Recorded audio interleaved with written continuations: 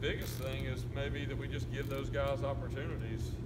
You know, I think with Coach Sweeney's background, and we got a lot of guys on the staff that were walk-ons, and really just the culture of our program that it doesn't matter if you were a 5-star or if you were the last walk-on in the building, that hey, you're going to get opportunity, and how you do in practice, you know, what you earn in practice is what you're going to get on game day. So, you know, guys aren't kind of kept in a separate box where maybe other programs, when a walk-on comes in, they're kind of stuck in that box for their entire time. I think, you know, we're very open. I look at a guy like Darian Rencher that's come in and, you know, put himself squarely in the mix, and a guy that we can count on in a lot of different situations.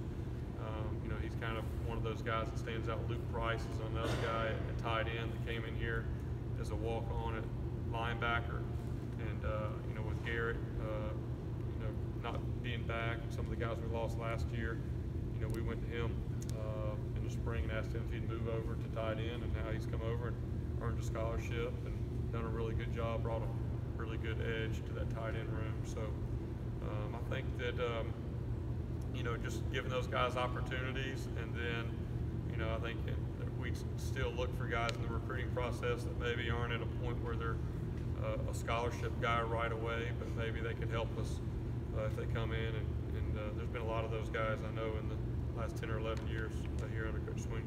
In some ways, is it more satisfying as a coach to kind of enjoy the career of a guy like you were just talking about, those kind of guys, the Overtons or the Adam Choices, as opposed to the Sammy Watkins or the Trevors that kind of arrive on campus ready to go?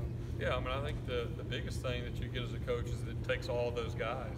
You know, I mean, you don't, I mean, those Sammys and Justin Ross, T. Higgins, guys like that, Amar Rogers, I mean, you know, you're going to have a few of those, but teams are really made up, you know, great teams are made up, you know, with about 15% of, you know, just elite players, and then there's about 85% of guys that are hardworking, really good players that are willing to lay it on the line, and those are the guys that allow you to win games on a consistent basis and not just be kind of a flashing moment here or there. I mean, there's plenty of programs out there that have great, talented players that are not consistent winners, maybe because they don't have the core of guys. But it definitely is rewarding as a coach. You know, I'm so proud of DeAndre Overton, you know, a talented player that's had to be patient and wait his time. And, you know, in this day and age with the transfer portal and all that, you know, I think that there would have been a lot of other people that would have taken off and left looking for a new opportunity.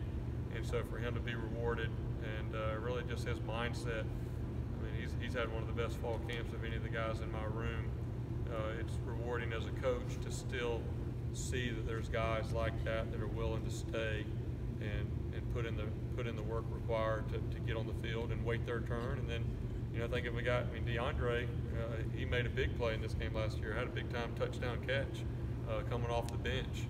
And so, you know, we talk about all the time, it's not about how many plays you get, it's how you play with the opportunities that you get. And that'll help you kind of increase your role. But we got a team full of those kind of guys. You can go on our defensive side and name a lot of those guys. Chad Smith, a lot of guys that have been kind of waiting their time and that are very, you know, I think one of the coolest thing you know, obviously I'm locked in on our offensive guys, but after the game that night, just looking through a lot of things, I think Chad Smith caused a fumble that Xavier Kelly got on, right? Is that what happened? So I just thought those are two guys that have had to work through and wait their time, and now here they are, you know, and make a big-time play in a game.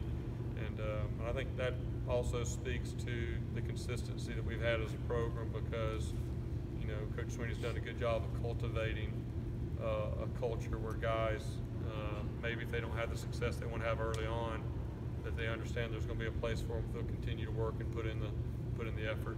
And it's been great to see those guys rewarded, and I think we'll see that as it continues this year.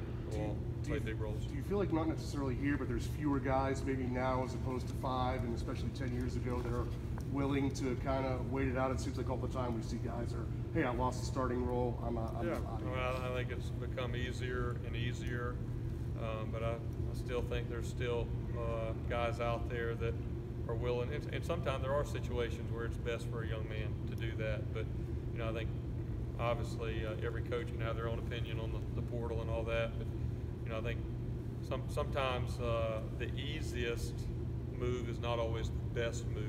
You know, I think about a lot of guys that we've had that have kind of, you know, had to kind of wait their time and push through, and it really made them a great player by the end of their career here. And so it's great to be able to see guys that choose to stay and stick it out when they have those opportunities. Speaking of the portal, with Saturday, the rare occurrence you guys get to sit at home and watch college football. Did you get a chance to watch any of your former players that had entered the portal and are elsewhere now? Yeah, I love watching college football when I get a chance. Obviously, we're playing most Saturdays and don't get that chance. So it was definitely a lot of fun to sit at home and watch a lot of games from 12 o'clock till 12 o'clock. But yeah, I did. I watched. You know, I got to see Kelly play and got to see Feaster play, and you know, I thought both of them did a really good job, and you know, was happy for them, kind of in their new roles.